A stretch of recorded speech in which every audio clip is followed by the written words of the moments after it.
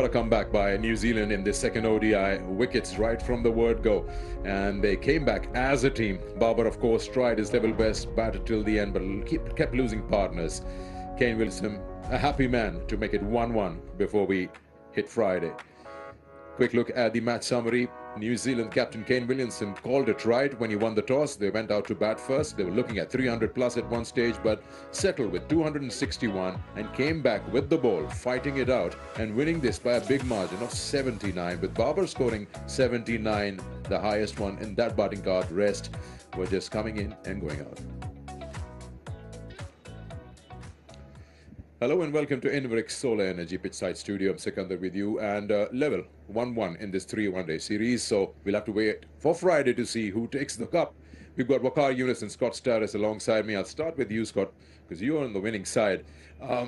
Kane Williamson did everything right today, from the word of the toss till the end use of bowlers.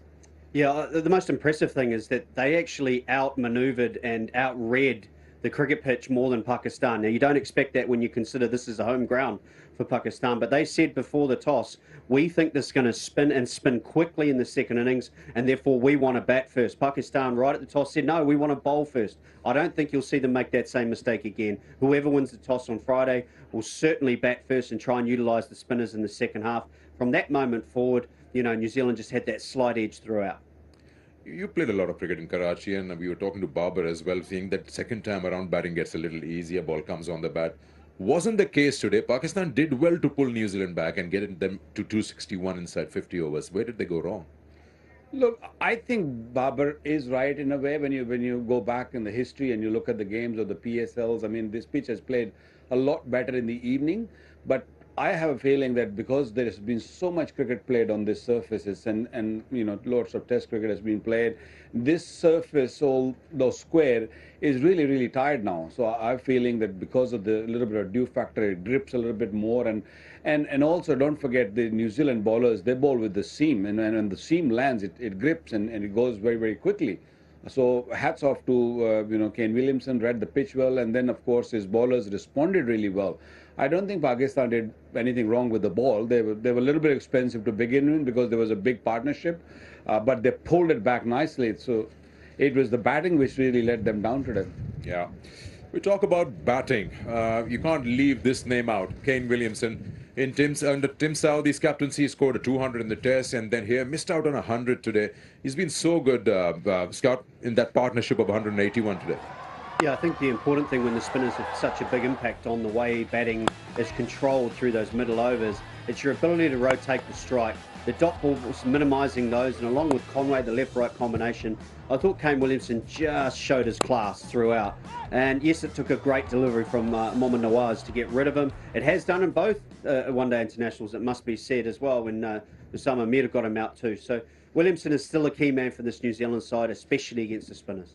And it's amazing how he changes gears to his innings. I mean, he just starts off taking his own time and then runs away with it.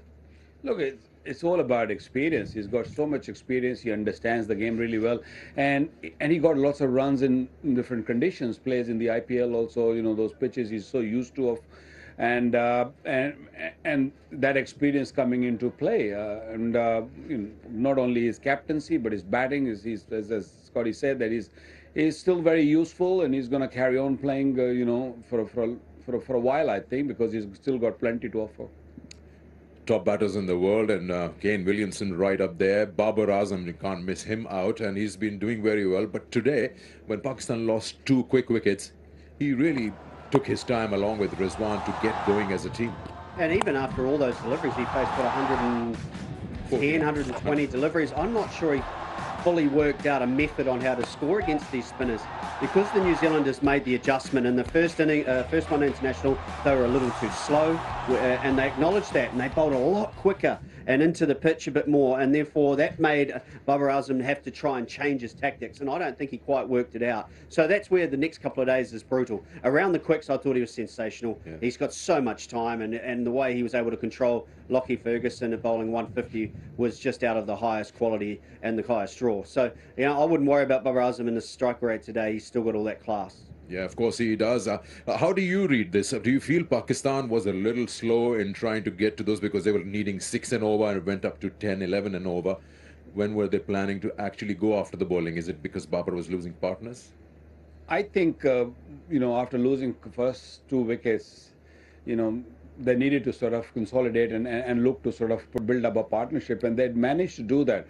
But, and Babar and company, they were hoping against the hope that this pitch will get better, and there will be some bowler, maybe 1 or 2 bowlers who will give them easy deliveries to run, against. But that wasn't the case. They were up for it. They bowled really well. They bowled in good areas, and it was hard to hit. It was, the variation was really, really good from all the New Zealander bowlers. So couldn't really get to the pace of the pitch and pace of the game, and then it was a big defeat at the end. Yeah. Talking about batters out there, one man looked like he's batting on a different surface compared to all the others. And Conway got 101 of 90 odd deliveries, 13 boundaries and a 6. Has to be a top performer. Top performer, brought to you by Inverex Solar Energy. He times the ball beautifully and just continued on from the Test series where he was sensational. The first ball golden duck in the last match was long forgotten as he was just pounding the ball to all parts of the ground. There was only that solitary 6 there for the most part of that innings, but he just oozes class. A lot of punch drives down the ground, and a thoroughly deserved second ODI 100 for Devon Conway. And at better than a runner ball as well. He's been such a good player for New Zealand over the last 2 seasons. Top performer, brought to you by Inverex Solar Energy.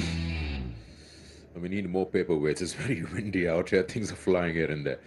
So, we take a short break. When we come back, we'll talk about the bowlers. How did they do today?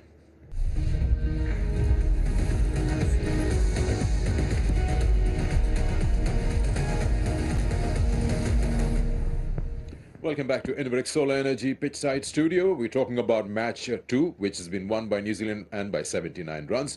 We spoke about the batters. Now let's concentrate on the bowlers, and we talk about spinners. They had a major say in this and the first game, and how good Nawaz has been, Scott. I mean, with white ball, he's just been very handy for any captain. Yeah, I'm a huge fan of Mohamed Nawaz. I love matchups in white ball cricket in particular, and I thought his battle with Mitchell Santner today was going to be a telling one. He couldn't have bowled any better. 4 for 38 off 10. In today's day and age where the spinners and the run rates and all the shots, the sweeps, the reverse sweeps, these are genuine dismissals, most of them. And yes, it was a wicket that was suited to his style of bowling, but you've still got to perform and get the ball in the right spots. He bowled very few bad deliveries. It was a high quality performance because he always put the batsman under pressure, and he never allowed them to get that freebie away to just, I guess, take all the pressure off their own mind. He was just, tightening the noose around the New Zealand middle order. When you talk about fast bowlers or bowlers hunt in pairs, one is keeping the runs tight, the other one is scoring with the wickets. Naseem Shah has been consistent in this series. 5 in the first match, and today 3 has been impressive. Very impressive. I mean, he's getting better with every game he played. I think he's only played handful games, and coming from Test match cricket to one-day cricket and T20 cricket, and I think he's improving every day. He's found the right length, and he's especially with the new ball, he's been outstanding. Early on, where he swings the ball a little bit if there is anything in the pitch, but overall comes back at the end. He's got a slower. He's developing into a very, very fine bowler, no doubt about that. Indeed. Lots of wickets fell today, in fact 20 of those. Let's have a look at how Pakistan lost their 10 wickets, and we'll ask our guests to show us and tell us what they did wrong. Fall of wickets, brought to you by Inverex Solar Energy. Well, we felt New Zealand had an underpass score to start with, which means they need early wickets. Is exactly what they got. Both openers never really got going. Tim Southee picking up because of Oman, and then a good quick 152-kilometre thunderbolt from Lockie Ferguson gets rid of Oman. Then it was all about the spinners. That was a cracking delivery. Rizwan had struggled a little to that point. Glenn Phillips was an inspired choice by skipper Kane Williamson, the part-timer, coming in and allowing them to just break that crucial partnership.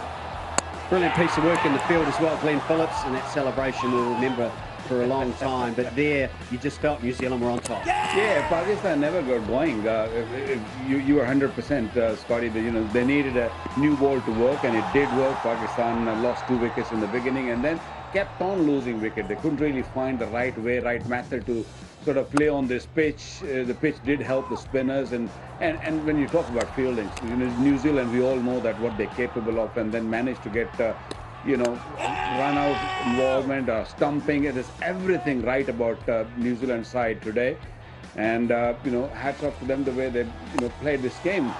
They were outstanding today.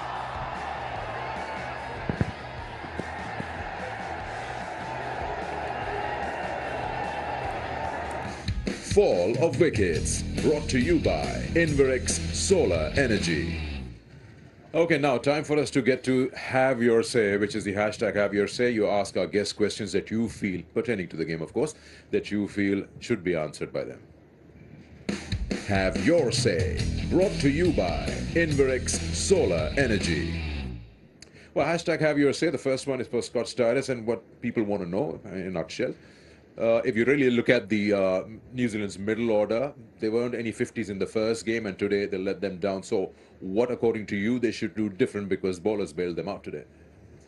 I don't think they should do too much. I mean, it's hard when you don't get going to really blame batsmen. It's when you get those starts and then don't convert. That's when the frustration comes, not only for yourself, from your management, from your captain. So Tom Latham's an outstanding player of spin. He got out early. Everybody gets out early from time to time. I expect, and I would like to actually see him come in at number 4. I think after a start like that, then giving him as much time to rotate the strike and getting himself in is crucial. So yes, it was a bad day for the middle order, but we saw right from the moment New Zealand were 183 for 1, the rest of the 17, 18 wickets that fell, it was a difficult wicket to battle.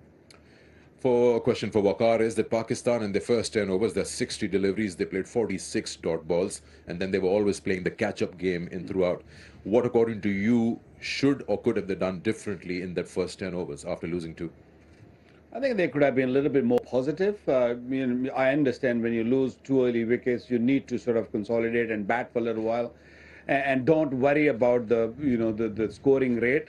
But once you know it is spinning, then you got to stay with the game. If you don't stay with the game, this is going to happen. I mean, not at any stage Pakistan were more than 4 and over. I think the first time we saw the average going over 4 and over, or scoring more than 4 and over, was at 37th over. So that's a long time you're behind the game. So you're not going to win the game if you're behind for that long. So you got to, I think, be a little bit more positive. Yes, even if you lose wickets, you got to stay positive and try to, stay with the average what is required. Well, hope you got your answer. Have Your Say, brought to you by Inverex Solar Energy. Well, Scott Stiles, you win one and you lose one by batting first. What do you do in the third? I think you bat first again. I don't expect the pitches to be too different to that. As I say, I felt New Zealand got their tactics right today. They made the one change, got Ish Sodhi into the side.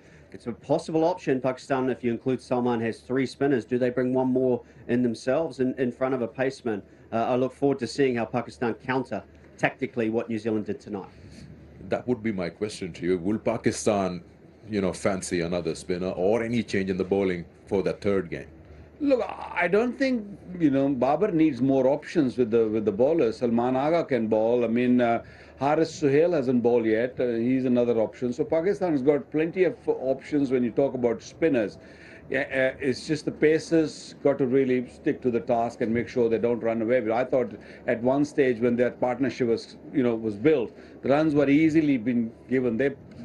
I understand they never knew. They didn't really thought that he's going to start spinning that much. But I think they've got to be really cautious going into the last game. It doesn't matter if you bat or ball first. You've got to be very conservative when you're bowling. You've got to make sure you just create that pressure by bowling dot deliveries, bowling maiden balls. And that's the way to go in these pitches, because these pitches are slow and they're getting tired now. So it's not a 300 pitch anymore? Or would you still say that a third game? No, I don't think it is. Assuming the wicket is similar to what we've seen. The question is, do teams take a punt, take a chance? Does Mohammad Nawaz get an opportunity to come up to 3 or 4 and try and generate that strike rate, get some runs on the board? Usually Shadab Khan would be another option So, you know, both teams have got those cards up their sleeves, if you like, maybe to throw something and try and see if they can break the game open.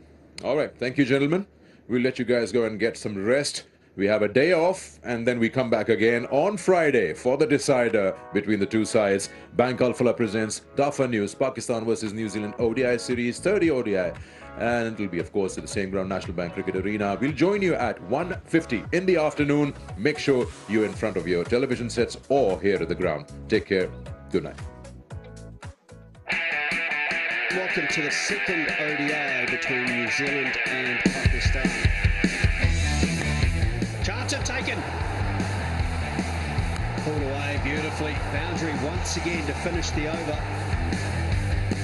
And Williamson is 41st ODI 50.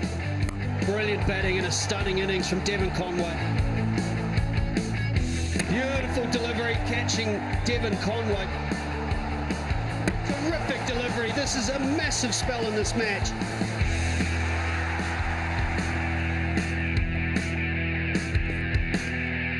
Is that an outside edge? It is. Tim Southey strikes. Oh, he's got him. How many times we've seen that? Oh, yeah, celebration. Talking of intelligent lot. Needed boundary for the home side, courtesy of Bubba.